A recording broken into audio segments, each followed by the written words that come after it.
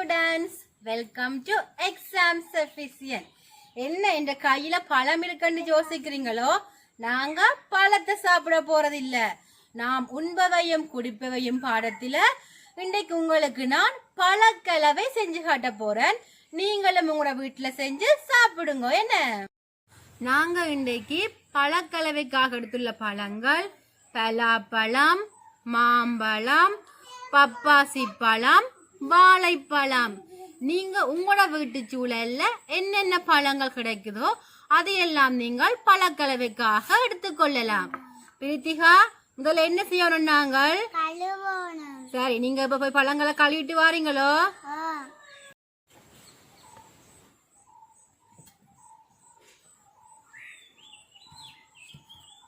கழுவிட்டு வாங்க போய்.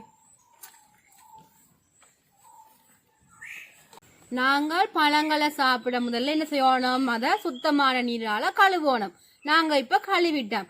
இனி பழக்கலவைக்கு இப்படியே முழுசா பழங்களை வச்சுக்கொண்டு செய்யலாமோ? இல்ல. அப்ப என்ன செய்யறோம்? நாங்கள் இனி அவற்றை சிறு சிறு துண்டுகளாக வெட்ட வேணும்.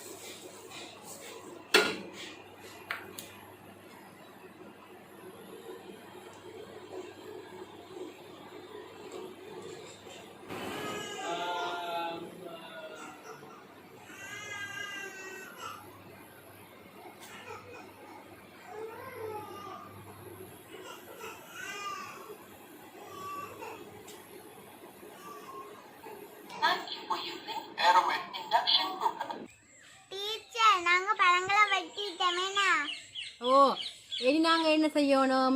இந்த வெட்டின பழங்கள் எல்லாத்தையும் ஒண்டா சேர்த்து கலக்கணும். என்ன அதோட இதுக்குள்ள என்ன விடணும்? நாங்கள் பால், நாங்க பாலை ஏற்கனவே காய்ச்சி வச்சிருக்கிறோம்.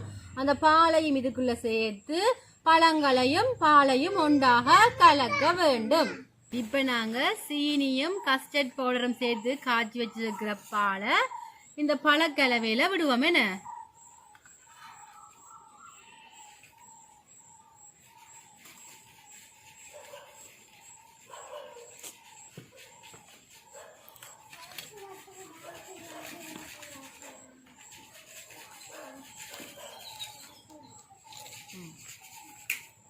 சரி, நாங்க இப்ப சுவையான பழக்கலவை தயாரிச்சிட்டோம். பிரித்தியா, நீங்க சாப்பிட்டு பாக்குறீங்களோ?